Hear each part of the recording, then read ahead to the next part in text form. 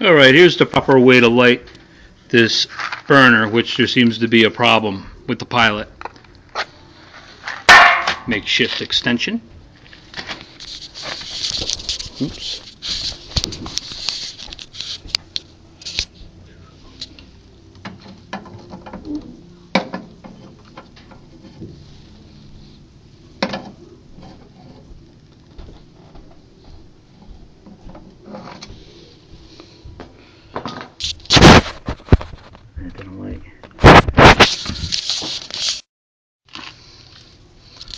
Alright, the pilot light is lit, as you can see. You're supposed to hold it for at least a minute.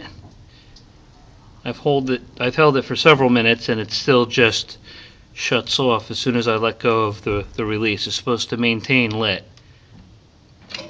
See? Something's jacked with this unit.